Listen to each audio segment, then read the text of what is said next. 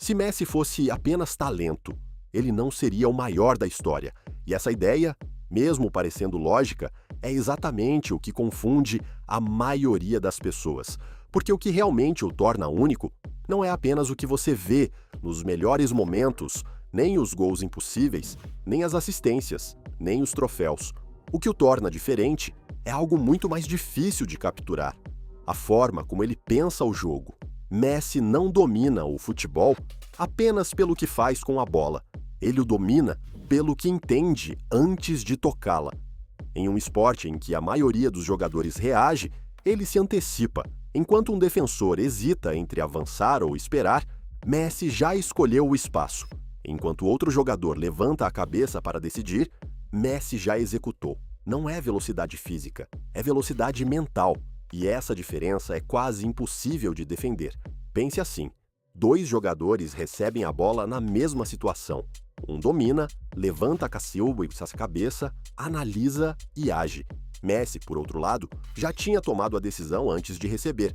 É por isso que parece que ele sempre tem tempo. Mas não é tempo, é vantagem. Essa é uma das chaves mais importantes para entendê-lo. Messi não joga mais rápido do que todos os outros. Ele joga antes. E para entender o que isso realmente significa, é preciso olhar além do drible. No futebol moderno, a diferença entre um bom jogador e um jogador histórico muitas vezes não está nos músculos, mas nos milissegundos. O espaço aparece e desaparece. Uma linha de passe se abre por um segundo. Um defensor posiciona mal o corpo por um instante. A maioria dos jogadores enxerga essas oportunidades quando elas já passaram. Messi as enxerga antes de aparecerem. Isso não pode ser explicado apenas pelo talento. Vem da repetição, da obsessão, da sensibilidade, da memória, da intuição e de uma capacidade extraordinária de ler padrões. Messi parece reconhecer situações antes que elas se formem por completo. Ele sabe onde o defensor vai estar. Ele sabe onde o companheiro vai aparecer. Ele sabe quando acelerar, quando diminuir o ritmo, quando atrair adversários e quando soltar a bola. E o mais impressionante é que ele faz isso em movimento, sob pressão, cercado por jogadores que também são de elite. Muitos jogadores de futebol podem ter uma jogada brilhante, um gol inesquecível, uma noite perfeita. Mas Messi repetiu o impossível por quase 2 décadas. Essa é a diferença. O que ele fez não foi um momento isolado de inspiração. Foi uma forma de controlar o caos, porque no futebol tudo muda o tempo todo. O adversário, o placar, a pressão, o cansaço, o estado emocional do time. E mesmo assim, Messi conseguiu fazer o extraordinário parecer rotina. Existe um conceito muito usado no alto rendimento chamado estado de fluxo. É aquele momento em que um atleta está tão conectado ao que faz que tudo parece mais lento, mais claro, mais previsível. Muitos atletas alcançam isso em partidas específicas, em momentos muito particulares. Messi, por outro lado, dava a impressão de viver perto desse estado durante anos. O que para os outros era o auge da carreira, parecia, para ele, ser o ponto de partida. É por isso que todo mundo podia saber o que ele ia fazer e ainda assim não conseguia pará-lo. Porque não era apenas sobre o movimento, era sobre o momento exato, o timing, aquele detalhe invisível que muda tudo. Messi não vence você apenas pela surpresa, ele vence pela precisão. E essa precisão, no caso dele, não apareceu uma vez.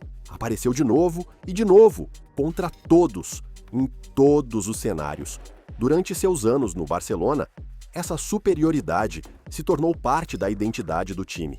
Ele não era simplesmente o melhor jogador de um sistema brilhante. Era o jogador em torno do qual o sistema encontrava sentido. O Barcelona de Guardiola foi uma das equipes mais influentes da história moderna, mas a razão pela qual aquele modelo alcançou um nível quase impossível de copiar foi porque tinha Messi no centro. Outros clubes tentaram copiar a posse de bola, a pressão, os movimentos, as posições, mas não conseguiam copiar a peça essencial.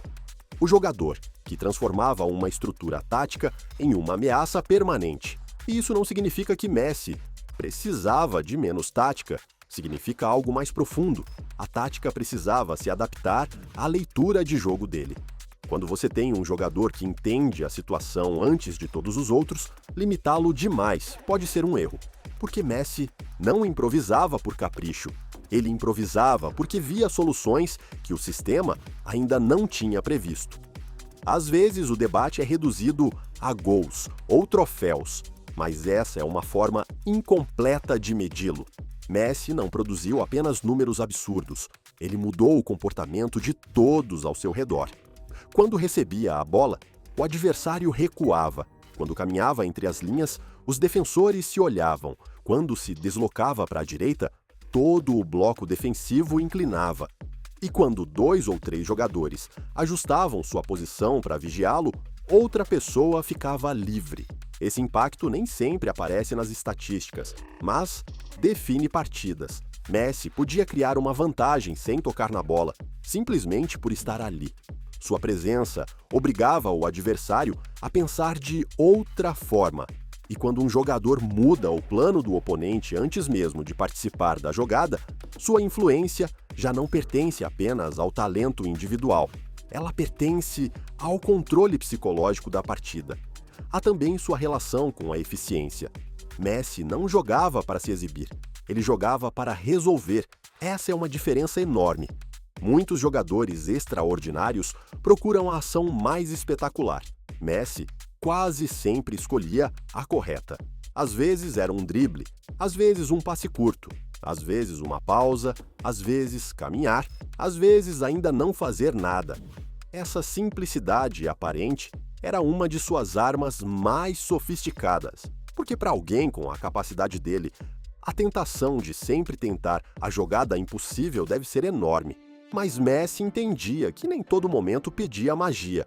Alguns momentos pediam calma, outros pediam administração, outros pediam atrair pressão para liberar outra pessoa. E essa inteligência para escolher quando aparecer e quando não forçar também explica sua longevidade. Durante muito tempo, ele foi criticado por caminhar durante as partidas, mas essa crítica, na verdade, revela falta de compreensão. Messi não caminhava porque não conseguia correr. Ele caminhava porque nem sempre precisava. Ele administrava sua energia, observava, media distâncias, estudava movimentos. E quando encontrava o momento exato, explodia. Essa economia de esforço não era desinteresse, era maestria. A longevidade de Messi é uma parte central de sua grandeza. Ele não foi o melhor por uma temporada, não foi o melhor por um ciclo curto. Ele foi dominante durante uma era inteira. No Barcelona, deixou recordes que ainda parecem irreais: 672 gols oficiais, mais de 700 partidas oficiais e temporadas completas em que ultrapassava os 30 gols, como se isso fosse normal. E fez isso dividindo o time com atacantes que, em qualquer outro clube, teriam sido o centro absoluto do ataque: Samuel Eto'o, Thierry Henry, David Villa, Neymar, Luís Soares. Com Messi, até essas figuras precisavam orbitar em torno de algo ainda maior. Mas talvez o mais importante seja que sua grandeza não ficou no Barcelona. Durante anos, as pessoas construíram a ideia de que ele dependia daquele contexto, que fora daquele time, ele não seria o mesmo. Essa narrativa foi enfraquecendo com o tempo e desabou completamente com a Argentina, porque com a seleção, Messi não apenas venceu, ele aprendeu a liderar de outra forma. Primeiro carregou derrotas brutais, finais perdidas, críticas ferozes, uma pressão que parecia interminável, e continuou. A Copa do Mundo foi, durante anos, a grande dívida que muita gente cobrava dele, como se um único torneio pudesse definir uma carreira inteira.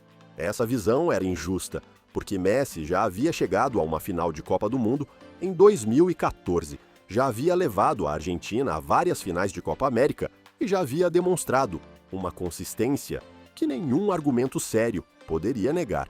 Mas o futebol também vive de símbolos, e para muitos, o símbolo que faltava era a Copa do Mundo. Então, chegou o Qatar 2022 e não apareceu o Messi mais rápido ou mais explosivo.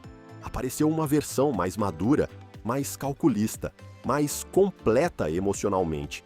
Um Messi que entendia quando acelerar e quando pausar, quando assumir tudo e quando se apoiar no time, quando falar e quando deixar o futebol falar por ele. A partida contra o México foi um teste perfeito. A Argentina tinha acabado de perder para a Arábia Saudita em um dos golpes mais inesperados da história recente das Copas.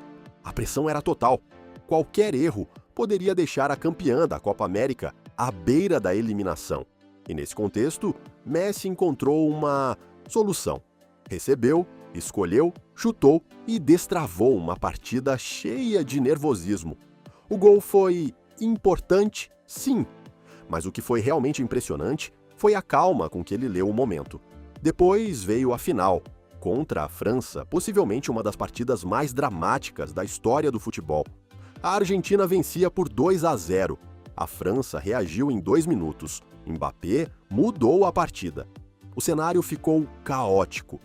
E ali, mais uma vez, Messi apareceu, marcou na prorrogação, colocou a Argentina à frente de novo, e depois, quando a França empatou novamente e tudo foi para os pênaltis, ele foi o primeiro a cobrar, com o peso de uma carreira inteira sobre os ombros, com o mundo assistindo, e marcou.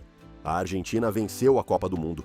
Messi terminou aquele torneio com 7 gols e 3 assistências. Foi decisivo em todas as fases e fez isso aos 35 anos, sendo o jogador mais vigiado do time, o capitão, o símbolo e o centro emocional de um país que esperava havia 36 anos para levantar aquele troféu novamente.